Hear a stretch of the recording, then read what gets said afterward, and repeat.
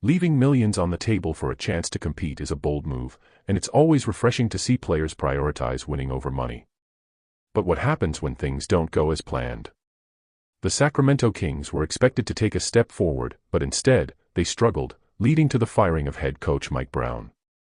While fans and analysts speculated about the internal turmoil, the team's owner and general manager refused to speak to the media, leaving Darren Fox to take the blame for everything that went wrong. The situation escalated as people assumed Fox was unhappy with his coach. With no clarification from the front office, the narrative spiraled, effectively throwing Fox under the bus. This kind of mismanagement can be detrimental, especially when it involves a star player. However, things started to change when Doug Christie stepped in as the new head coach. Under his leadership, the Kings turned things around, going 11-4 in their first 15 games. But just as the team was gaining momentum, news broke that Fox wanted out. Why would Fox want to leave a team that finally seemed to be heading in the right direction? The answer is simple: he knows they aren't a legitimate contender. A short winning streak doesn't change the fact that the Western Conference is dominated by teams like the Oklahoma City Thunder and a fully healthy Dallas Mavericks squad. Fox and his agent, Rich Paul, approached the Kings front office with a clear message: trade him now while his value is high.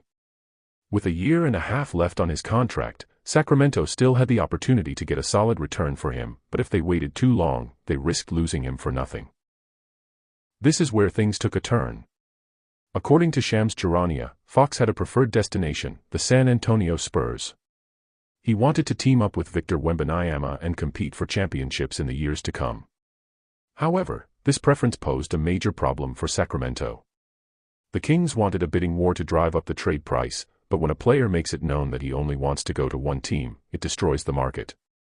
Other teams aren't willing to give up major assets for a player who might leave in 18 months. The Spurs, knowing they had leverage, weren't going to overpay either. If Sacramento didn't like the offers, they might decide to keep Fox despite his trade request. If Fox were to expand his list of preferred destinations, several teams could enter the mix. 4 teams have been mentioned by respected NBA insiders as possible landing spots, and each has different motivations and assets to offer. But before looking at potential trade packages, it's crucial to determine what the Kings actually want in return. Do they want to stay competitive, or are they looking for draft picks and a full rebuild?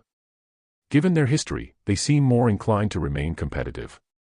Trading Tyrese Halliburton for Domantas Sabonis was a win-now move, and their recent signing of 35-year-old DeMar DeRozan suggests they aren't interested in a long rebuild.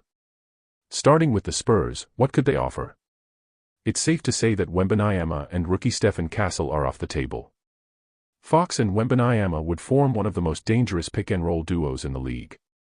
Wembanyama can roll to the rim for lobs or pop out for an unguardable jumper, while Fox brings solid point-of-attack defense. The fact that Fox wants to play with Wemby shows a level of self-awareness rarely seen in star players. He understands he isn't a number one option on a championship team and needs a generational talent alongside him. A realistic trade scenario sees the Spurs acquiring Fox, the Kings getting Zach LaVine and control of 3 first-round picks, and the Bulls receiving Harrison Barnes, Chris Paul, Trey Lyles, and 2 first-round picks.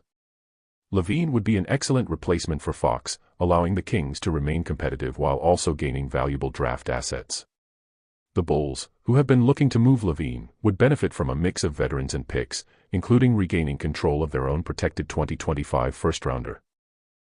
The Miami Heat are another team with a strong interest in Fox.